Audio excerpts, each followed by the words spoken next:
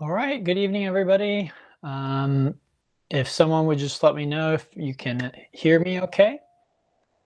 I just always like to double check. Here. All right, great. Thank you. All right, so it's great to see you all. Today we're doing a sequence I created, I call the pendulum. And the pendulum articulates this bone, it's called your femur. And it moves the femur through all its different articulations. So that would be forward, backward, left, right, and twisting to the left and to the right. And what that does for us is it helps to keep that joint healthy. So the body is absolutely 100% use it or lose it. If you do not use its capabilities, you will eventually not be able to do those things anymore, or at least not do them well. And you may find that when you do try and do something that you haven't done in a long time, you actually end up injuring yourself. So, many people, they'll throw their back out, just not doing anything special, just lifting a box or doing whatever. And that's because they're not using those muscles and joints properly. So, what yoga helps us do is it helps us keep using everything to keep everything functioning properly. And again, all of you have heard me say in the past, we want to do both yin and yang style yoga. So we don't just want to do one or the other. And unfortunately, that's what many people do in modern yoga. They kind of pick and choose what they like. But the best approach is a balanced approach, which means both. All right, let's go ahead and get started. We'll start with a tabletop and do a little bit of marauding bear. Okay. So marauding bear is just moving freely, the spine, shoulders, hips, waking everything up, warming it up, stretching it out. Okay, and then when you're done with that, you can lift your hips up and back into a down dog. And then same idea, we're just getting things moving, stretching, waking up. And then we begin today's sequence with a dragon flying high. So let's bring our left foot forward, our right knee to the ground, and then we raise our torso up and back pretty much as we can. Sorry that my head is cut off there, but it's much more important you see my legs. And the stretch is right here, the front of the right hip. So I feel a stretch right in here. That might radiate down toward the knee, and you might even feel it up in your torso, maybe even in your back a little bit. So the hip flexors, they extend down to the knee and they come up. So let me see if I can move my shirt out of the way a little bit. They come up, they cross over the hip joint, and then they line the inside of the pelvis. So this whole inside of the pelvis is like, it's called the pelvic bowl. And so one of the hip flexors called iliacus is lining the inside of that pelvis. And then another muscle that is kind of its sister is there alongside it. It crosses the hip joint just like iliacus, and then it runs back and it actually attaches to your spine. And it runs up all the way to your lowest set of ribs. So, very interesting muscle group. It extends from your knee all the way up to here. So if you can see, that's a pretty large piece of my body. And so physical therapists know that hip flexor dysfunction can often lead to pain in the knee, in the hip, in the back, even possibly all the way up in your neck. So it can kind of radiate all over your body. And so we might think, oh, my neck hurts, I need to have a neck adjustment. Well, it might be this muscle here, or same with your back. You might think, oh, my back hurts. You don't think to stretch this muscle at the front of your hip. It just doesn't occur to you. And this is why teachers like Tom Myers, who's a doctor and a physical therapist, and he does dissections as well, he likes to say that where the pain is, the problem isn't. And this is so common in the human body. Where the pain is, that's not usually where the problem is occurring. So we want to keep this in mind, especially when we try and self-diagnose, right? We have a pain somewhere, we think that we know what the problem is. A lot of times the problem is elsewhere. All right, we have just a few more seconds here. This is a 3-minute hold. This is a very kind of intense yin posture. I recognize that, but it is still a yin posture. It's right there in my teacher, Paul Grilly's first book, which is the first book on yin yoga ever, called Yin Yoga. And this is one of the postures, the dragon. All right, let's go ahead and switch sides. Okay, so we're bringing the right foot forward, left knee down. And then again, I want to mention here that there's a tendency for students to want to do this. I see it all the time when I teach in person. Or even this, even worse. Okay, so what I want you to do is the opposite of that, up and back. Now, again, I'm not saying that to be mean. I'm not saying that just to make your life difficult. The reason we're coming up and back is because, again, these muscles attach to your spine. So what I'm doing with my upper body is affecting the direction that my spine is moving in. And that's going to affect how much these muscles stretch. Now, this is not an easy muscle group to stretch, and it usually doesn't feel very good. It very often feels very sensitive and raw. That's how I feel right now as I'm doing this with you. But I'm happy to be doing this with you because I know how therapeutic it is. What I mean by therapeutic is it's good for us. So unfortunately for us human beings, many things that are good for us don't necessarily feel good while we're doing them. It's very often afterward and with repetition that we realize that we're doing something that's good for us. So this is why it can be very helpful to have a coach or a teacher, a physical therapist, a personal trainer, a yoga teacher that we trust, whatever it is. Because a lot of times, even if we're left to our own devices, we're not going to do things that actually are good for us. We're going to do things that are easy and that feel good. So a great way of thinking of that is think about food. So think about what children like to eat a lot of the time. They like sweet stuff, right? So they like things like ice cream, Jolly Ranchers, Skittles. Well, do you for a minute think that it's good for them to eat that stuff and only that stuff? Mountain Dew? No. Most parents are going to tell their children, you can't eat that stuff all the time. You have to eat some vegetables. You have to eat your proteins. And the children might say, I don't like that. Well, that's very much how adults are with exercising. We don't like certain things. You might not like this. It doesn't mean it's not good for you. Okay, so we really want to keep that in mind. And that's why a good coach or teacher is going to tell us that. And that's why I teach the way that I do. I try and educate you so that you'll be willing to do things that are challenging because they are good for you. Again, I don't challenge you to make you miserable. The challenge is there to hopefully help you live a happier and healthier life. Okay, let's go ahead and come out of our dragon pose, and we will rest for a moment on our back. And that's called a rebound, and the posture is called pentacle. So you just come onto your back, let your legs and arms splay apart. So it's a lot like Shavasana, but you can be more creative with the positioning of your body if you like.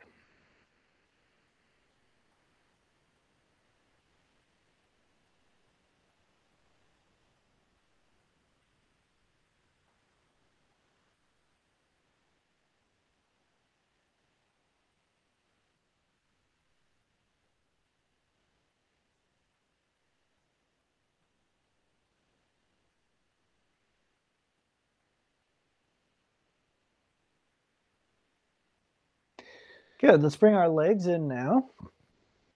Give them a little squeeze, and we'll just shake it out with a little bit of movement. And when you feel you're ready, we'll hinge on up to seated. So hands on your hips, extend the legs. If there's any pain in your back, you're going to bend your knees. Otherwise, we keep those legs nice and straight. Lift the head and neck, take a deep breath. Exhale, lower the legs toward the ground. Just before they touch, we pause. Inhale, pop the legs up. And we exhale our way up to seated. Okay, so a pendulum swings back and forth. That's the name of this sequence. And so now we will swing in the opposite direction, so to speak.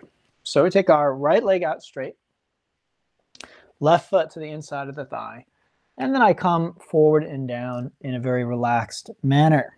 So I'm not grabbing and I'm not pulling. I'm just letting gravity do the work for me.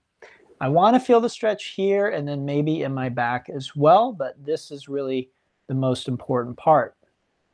Now, I am going to show you the use of the props. I can use them in a couple of ways. One way is to mitigate the intensity, less intensity. So if this is a little too much, I could put blocks under my forearms like so. I could put a block under my forehead, right? I could use the bolster in the same way. I could rest my torso on the bolster. I could also sit on a block, folded blanket, or even the bolster to push me forward a little more aggressively. Now, as usual, if you don't feel an adequate stretch, then let me know and I will tell you how to modify the posture. And you can either leave me a comment in the chat or you can unmute for a moment and just tell me that you're not feeling the stretch. All right. There's always different variations and modifications that we can use to add intensity if that's what we want with our postures. Otherwise, we're just going to hold this for 3 minutes like we did the dragon. These are the opposite muscles of the hip flexors that we were stretching earlier. And today we're actually articulating the joint, but anytime we articulate the joint, we're also stretching the muscles. So you might hear me talk about muscles. Some of the time you might hear me talk about the joint and how it's moving. That first movement was called hyperextension, which is bringing the leg behind us, which is, you might say, a lost move in today's modern culture. We don't do that move nearly enough for our body's benefit. This flexion, we do more, but not usually with the legs straight. And that's why it's special and beneficial for us to do this, because normally we would have the knee bent as we sit in our chair and slump forward. So straightening, just the fact that we've straightened this leg now, turns it into something that's beneficial. So again, this is where a little bit of education goes a long way. A little bit of education, a little bit knowing anatomy and about our body and the habits of the modern human, which are not by any means natural for us. We don't live at all in a natural or healthy way. In fact, many of the things that we consider normal in modern life are not healthy. They're actually bad for us. So again, all those things I mentioned, those foods I mentioned earlier, Skittles, Mountain Dew, if you never ate those things, again, as long as you lived, you would be better for it. All right, let's switch sides.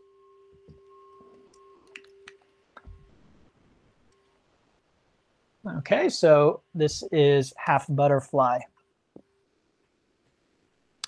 So what we find, because we live in a consumer culture, and the customer's always right.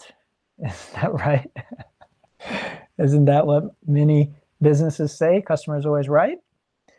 So because the customer's always right and the customer likes what's easy and a lot of times what tastes good, it means often we get, as modern human beings, things that aren't necessarily good for us. They taste good, they feel good, but they're not actually good for us. So this has actually been recognized for a long time in yoga. In the Bhagavad Gita, which is a very ancient text, it says that yoga often at first tastes bitter. And it's only after we've been practicing for a while that we realize just how sweet it is, how good it is for us. And it says that many other things at first taste sweet, right? Like think about those foods I was talking about. They taste sweet, they taste good. We might be like, I want more. But then, we get diabetes or we're overweight, we end up obese, we have heart problems. It's not going to taste so sweet then. So again, this is why education is important. Without knowing these things, I'm going to tend to go with what tastes good, what feels good, what is easy, what is comfortable. It's usually only after I've been educated about the benefits of taking myself out of the comfort zone that then I'm willing to explore that. Now, that applies to whether we just want to be healthy, and it also applies in terms of spirituality. So yoga is really a spiritual discipline, but many people today practice yoga just for health. So it applies to both. If you just want to be healthy, you still got to get out of that comfort zone. And if you want to grow spiritually, you have to get out of the comfort zone. 30 seconds.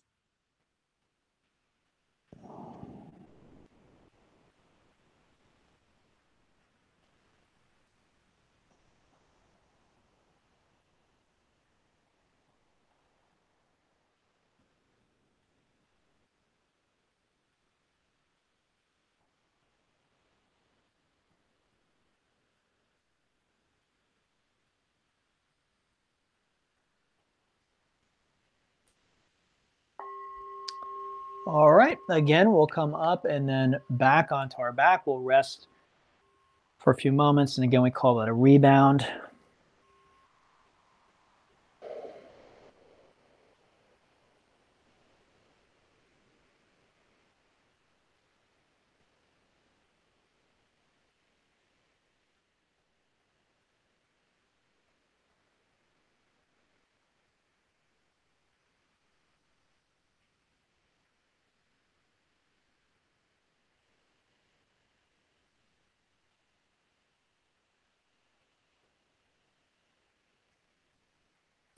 Bring our legs in, we'll give them a little squeeze and we can move around a little, shake it out.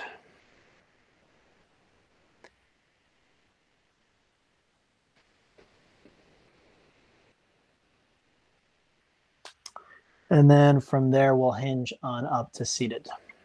Okay, so hands on your hips, extend the legs, lift the head and neck, deep breath in, exhale, lower the legs, hover for a moment, inhale, pop the legs up. Exhale, up to seated. Beautiful. Okay, let's again come into tabletop for a moment. You may want to turn to face the long side of your mat, as I am doing now. And then we will, from tabletop, take our right leg straight out to the side, like this, like a kickstand. Okay, and then you can stay up on your hands or come down to your forearms, up to you. Your toes can point forward or up or away from you. Your hips can stay over your left knee, or you can bring them back toward your heel. Your left foot could be pointed or flexed. You could pull it in closer to the midline of your body, or have it behind your knee. It's up to you. Again, you can use props here. I might use this block just under my forehead like this. Totally optional, whether you use props or not. You could even lay your torso on a bolster. And what we want to feel is a stretch in here on the inside of the thigh. So those are called the abductors, and those are the muscles that we're targeting today with this posture.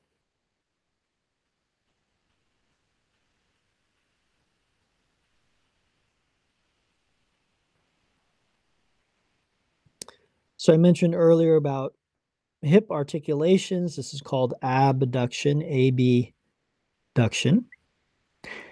And you don't have any pushing muscles on your skeleton. All the skeletal muscles pull. And what that means is when muscles do work, when your skeletal muscles do work, they're always contracting. They're always pulling two bones closer together. So again, think about when you go to work. What do you want to do when you're finished with work? You want to do the opposite.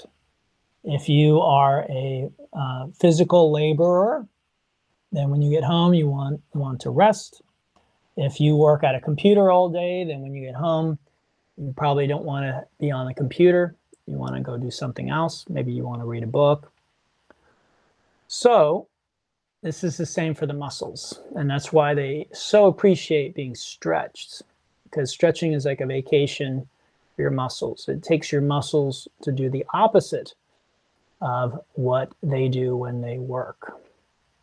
So these muscles, they pull our leg in, what's called adduction. And so what we're doing is we're giving them a vacation by bringing them in the opposite direction. You might feel it in this leg as well. That's great. If you can get both legs simultaneously, that is perfect. But if not, it's okay. Just really the straight leg is more important, you might say. Just a few more seconds here, and then we will switch sides. I call this the kickstand. It's basically a variation of what we in yin call half frog pose. Okay, let's go ahead and transition. And I want you to take your time. At least for me, these tendons on the inside of the leg get very sensitive and they feel very vulnerable after doing that. So moving quickly often leads to even more of a sense of vulnerability. So we want to take our time positioning ourselves, okay? And again, I want to feel the stretch right in here. As always, I want the pose to be within the range of what I feel is safe for my body to do. Sometimes very simple and seemingly easy and seemingly safe things may not feel safe for your body. And so you got to honor that. Now, again, many of you have heard me say before that safety and comfort are different. And it is very important that we recognize the difference. But if you're new, sometimes that difference is not very clear. Okay, so if you ever find yourself wondering, this feels really intense. Is this dangerous for me? That is not an uncommon question. That is not something that is outside the range of possibility. So my teacher, Paul, who taught me yin again, the gentleman who wrote that first book on yin yoga, he used to say that we should ask ourselves the question when we're practicing, is this pain good for me? And that really is an excellent question to ask. Because again, oftentimes it is the things that are uncomfortable, the things that are difficult, that are the things that are actually good for us. However, and this is a big however, sometimes pain just means we should stop what we're doing. Sometimes pain just means that we're doing something we shouldn't do. So the big question is, how do I know if it's good pain or bad pain? There's no easy answer. There's no simple answer. And sometimes it is a continuum from good pain into bad and harmful pain. So sometimes what started as a good pain, a good challenge, a good difficulty, morphs into something that is just harmful and bad for us. And unless we're paying attention, if we are asleep at the wheel, we can miss that. when we pass over that edge to the other side, where we are now hurting ourselves instead of helping ourselves. This is the way that most things tend to work in life. Very often we're on a continuum and we go from something that is good and makes sense and it is good for us. But if we just keep pushing on in the same direction, we end up in the opposite. Okay, let's unwind back onto our back and we'll rest again in Shavasana.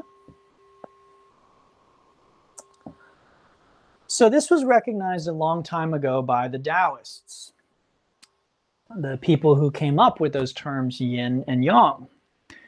Yin is the dark, hidden, lower aspect of things. Yang is the upward, flashy, hot, obvious surface of things. And what the Taoists said a long time ago is that yin yields to yang and yang yields to yin. The good yields to the bad and the bad yields to the good. So oftentimes we find if we're doing something good for us and we just keep pushing on, we can end up doing something bad for us and vice versa. Sometimes if something that is a vice or a problem, if we approach it in the right way, we push through, that may actually be something that can turn us around and get us back on track. As strange as that sounds, a lot of times, again, the pain of something like addiction that actually turns many people to a spiritual path like yoga and really causes them to pursue it. But it's when the pain gets so bad, when they hit bottom, that's when they really transform and change. Okay, let's bring our legs in. We'll give them a little squeeze, shake it out. And then when you're ready, make your way up to seated. Hinge on up. The hinge is a great way to come up because it stabilizes the hips and the spine as well as bringing you up to a seat. Okay, so we brought the legs out to the side. That's called abduction. Now we want to adduct the femurs. Again, this is your femur. This is the bone that we are working with. So the way that we'll do that today is called a half or a shoelace pose. Okay, so if you can see me, I've brought my right leg over my left and my right knee is going to the left and my left knee is going to the right. This is really the best that I can do. And then I'll come forward and down. And what I'm looking for is a stretch out here. So again, earlier we were stretching in here a moment ago, and now we're stretching on the outside of the hip. These are yin-yang to one another. They are opposite muscles. They do the opposite action. So now that we gave our adductors a foundation, give our little stretch as well, and that's going to be the glutes, and that's what we're targeting now. Once again, feel free to use things like blocks to support your body, but remember that with yin yoga, you can have too much support.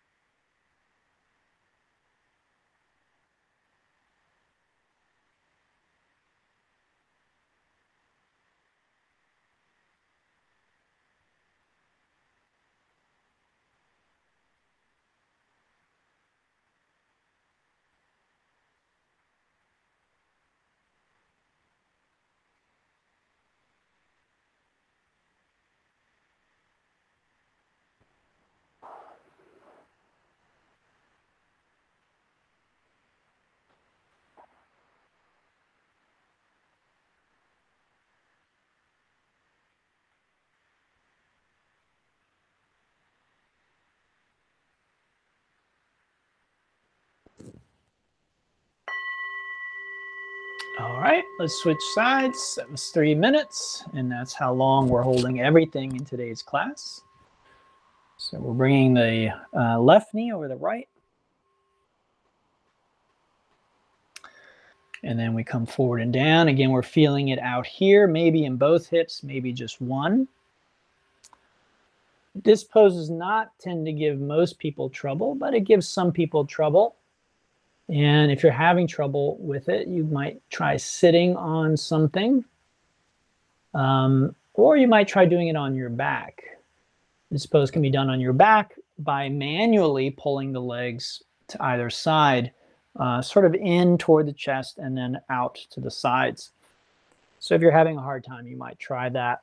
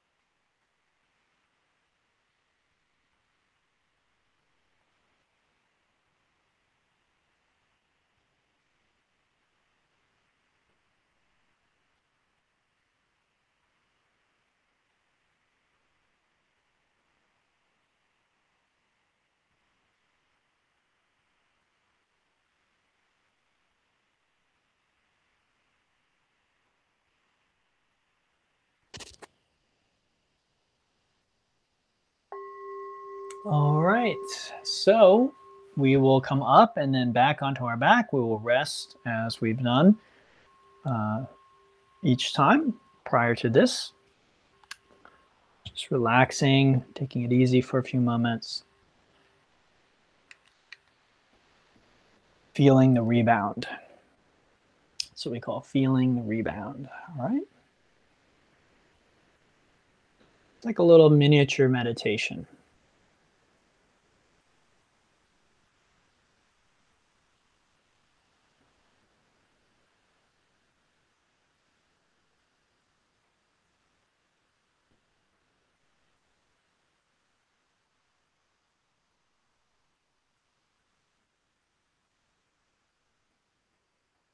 Let's bring our legs in. We'll give them a little squeeze. Again, yin and yang balance one another. So movement will help bring relief from the yin postures. Likewise, yin is a great thing to do after a vinyasa class, like some of us just did a vinyasa class together. And so stretching out after that is going to help balance all the movement that we did.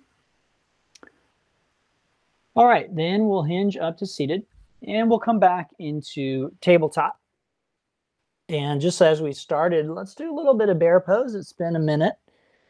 And so we might be feeling different things in our body at this point than we were at the beginning of the class.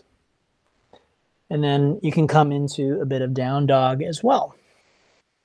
Give everything a little stretch.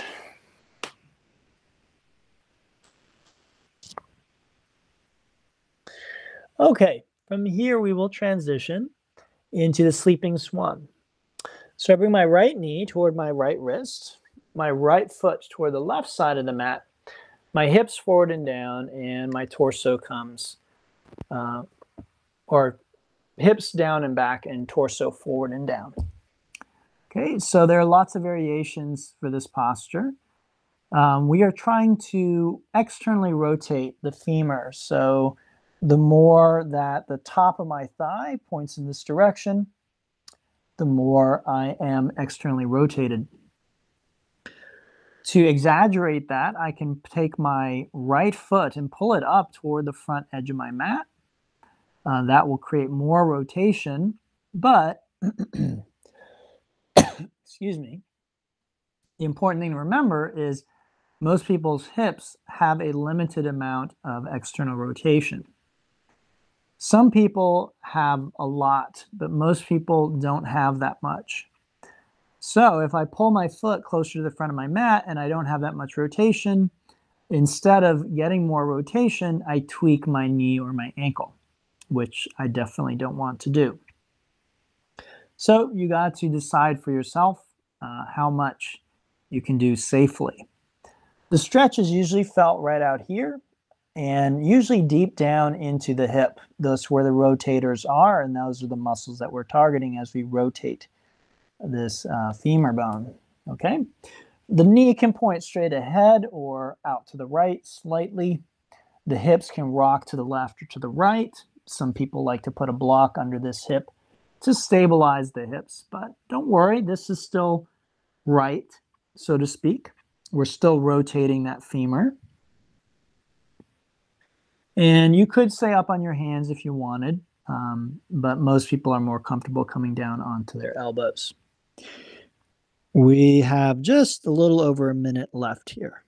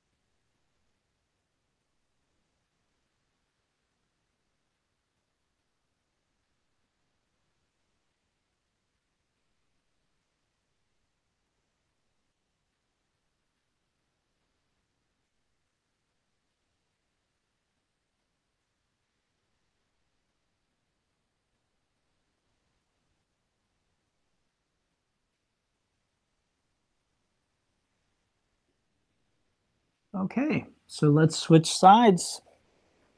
Either tabletop or down dog are good choices for the transition.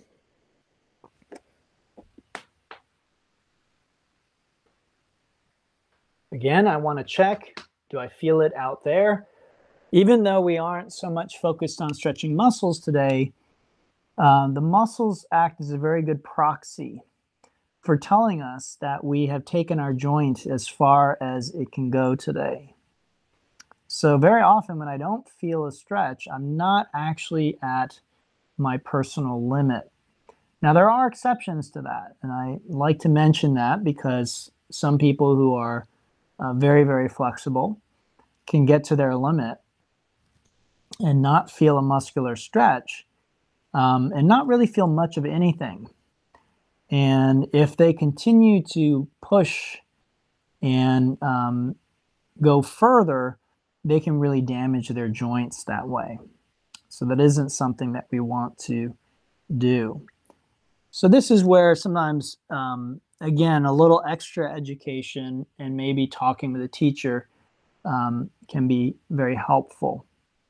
There are generally two types of sensation that we feel when we do yoga. One is a stretch and the other is a pinch. And a lot of times when we don't have the right education, everything feels like a stretch. In fact, I was watching a clip from a video of a yoga teacher, and he had this big video and all that, and he was incorrectly calling the pinch a stretch. Now, why is that significant? Because the stretching is good for us, generally speaking. The pinching is not. So if I interpret everything as a stretch and I think, oh, that's a good stretch, and it's actually a pinch, I might be damaging the tissues that are being pinched. I'm not getting any benefit from that at all. I'm just damaging tissues. I'm just jamming them together. It's like, imagine putting your body into like a meat grinder. That's essentially what you're doing with your own bones. You're using your bones to kind of grind the soft tissues together. It's not good for you. So it can be very important at times, especially for the more flexible student, to know when he or she is reaching the edge of her flexibility or his flexibility, and to know whether we are experiencing tension, which is a stretch, or compression, which is a pinch. That goes for every joint in your body pretty much. All right, just a few seconds left here.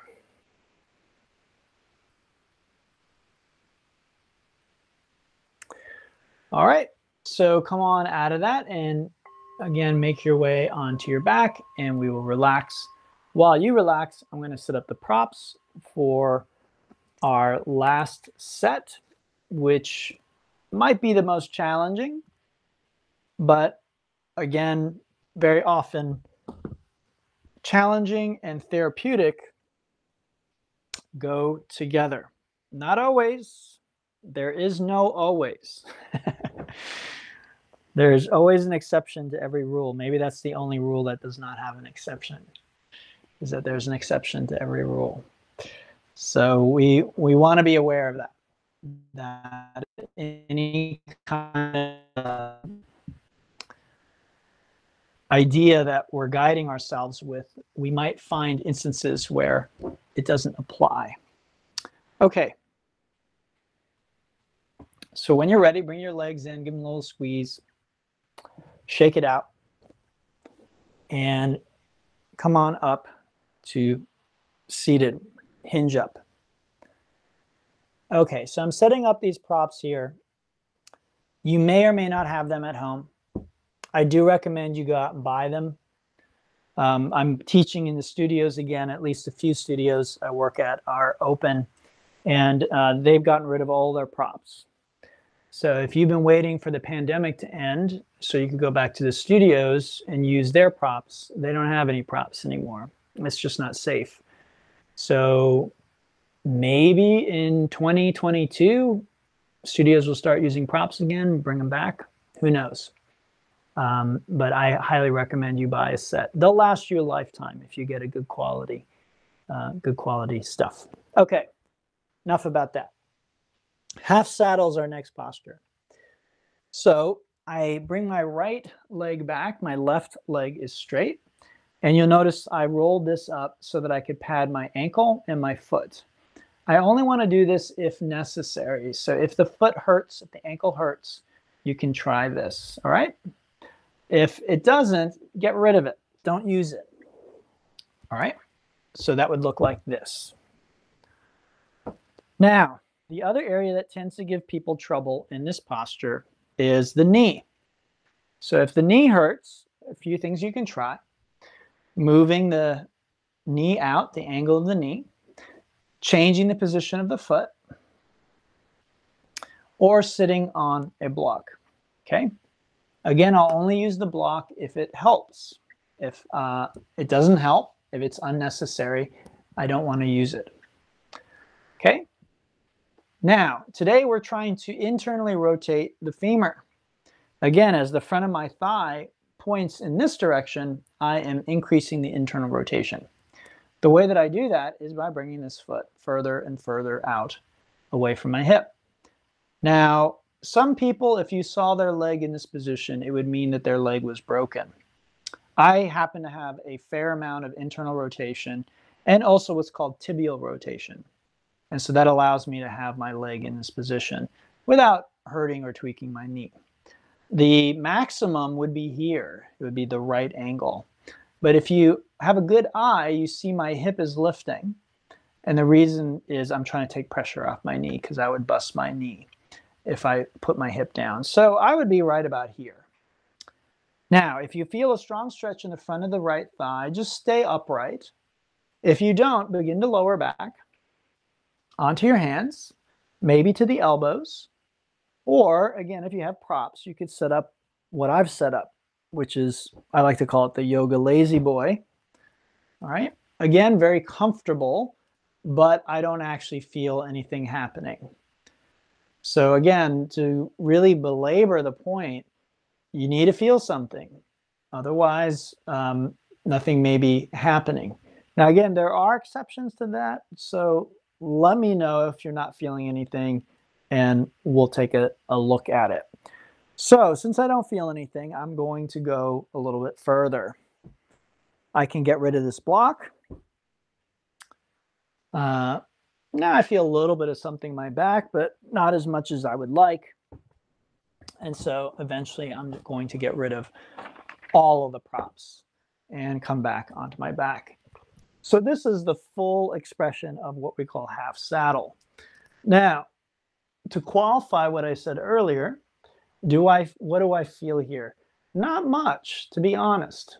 And the reason for that is the muscles that this would stretch, which is the front of this thigh, on me are very, very open. I don't have a lot of tension here.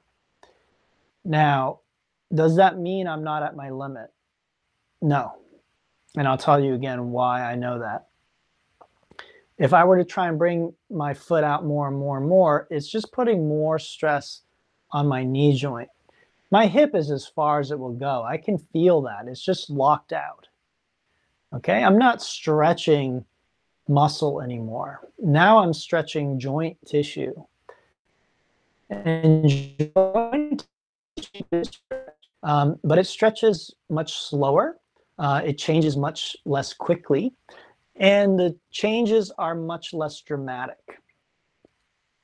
This is why you may have had the experience of when you first started doing yoga, right? Depends how much you did it and what age you were and how healthy you were. But many people have the experience of first signing up for yoga and the first few weeks, first few months, and maybe even the first couple of years, it's like your body is changing every week. Like, oh my God, soon I'm going to be able to put both legs behind my head. I'm going to be a human Gumby, right? We just see so many changes. Everything's getting more flexible. Everything's getting stronger. And then if you stuck with it, at a certain point, that starts to slow down. And then it might even completely stop. Now, sometimes students, when they get to that point, they think, oh, I need to start doing a different kind of yoga, or maybe I need to make the room hotter, or, you know, whatever. No, that's a natural thing to happen to us. All right, let's go ahead and make our way up, and we will switch sides. Okay, so this is half saddle, and again, our focus is on internally rotating the femur here, which is the thigh bone. So what that means for us is the body is adaptive. And what that means is if you ask the body to do something and it can't do it, it tries to learn how to do the thing you're asking it to do. This is, again, why we want to find an edge when we practice.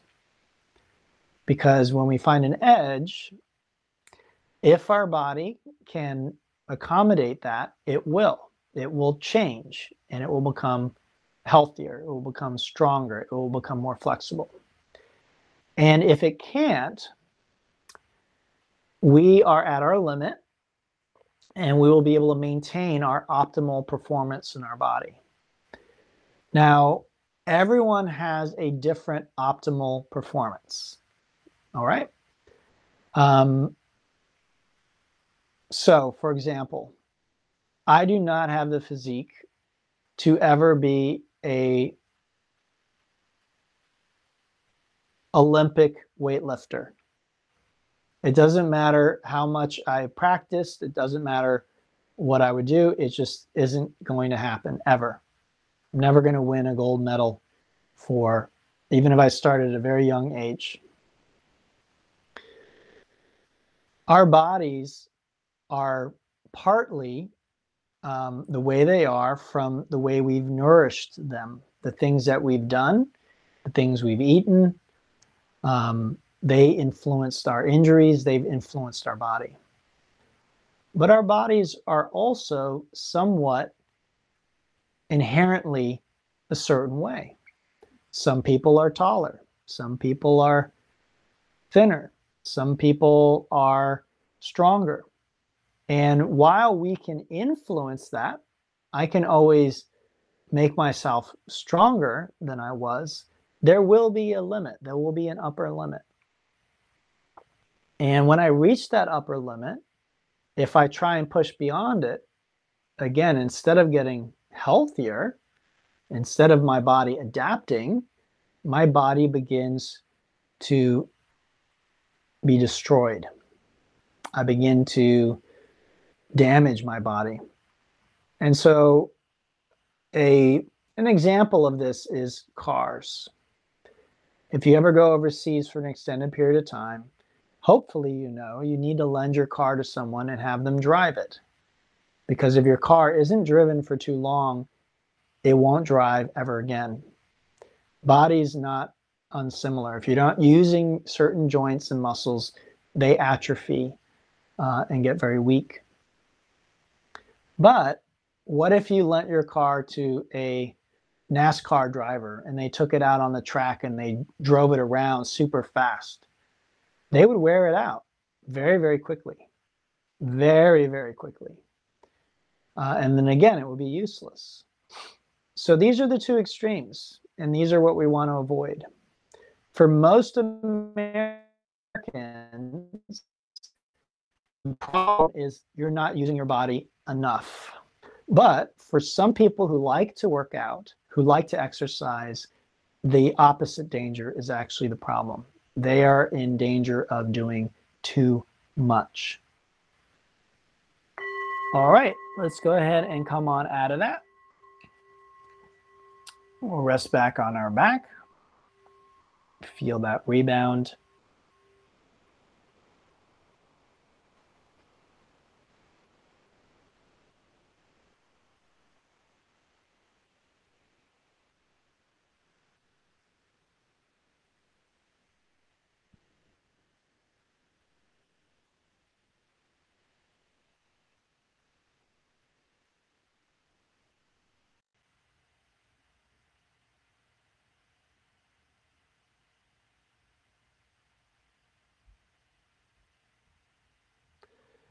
All right, let's bring our legs in. We'll give them a little squeeze. A little bit of movement goes a long way.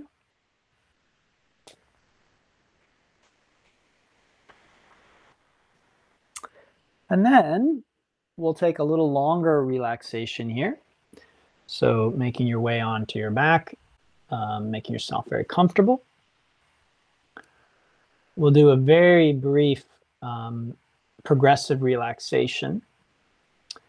I'll guide you to different parts of your body, and as I do, keep your body still, but feel that part of your body relax more deeply and more fully. Okay, so make yourself comfortable. If you can, shut off the lights. If there's any music playing, you might shut that off. If you have anyone else there with you, tell them that for a few minutes you just want to be quiet and still. Close your eyes. Take a nice deep breath in and let it out with a sigh. It's very relaxing to sigh like that. And let's do that again. We'll take a nice deep breath in and let it all go.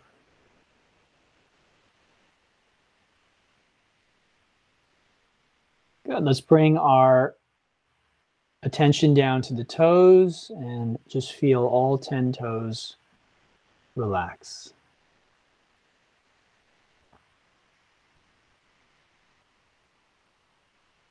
Now feel your ankles relax.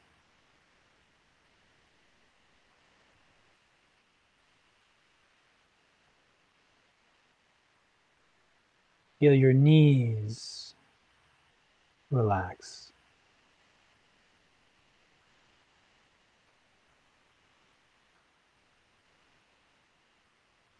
The pelvis relax.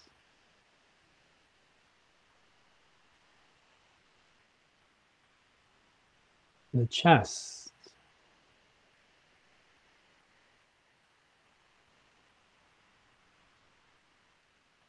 shoulders,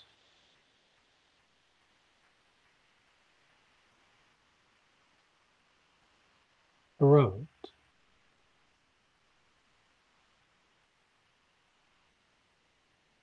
chin,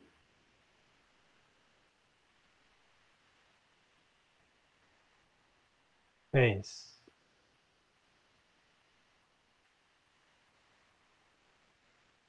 head,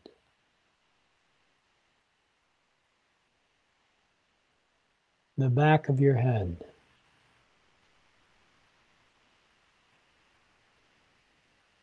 the shoulder blades,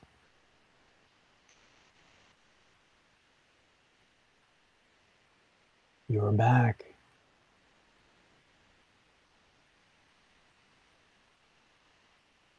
buttocks,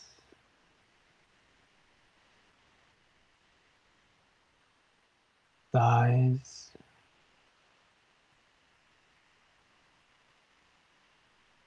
calves,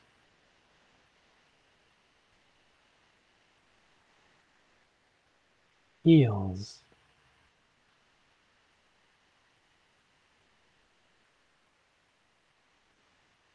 and the soles of your feet.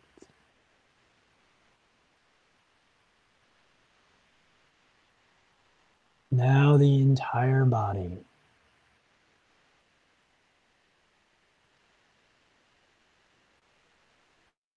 Feel your whole body relax.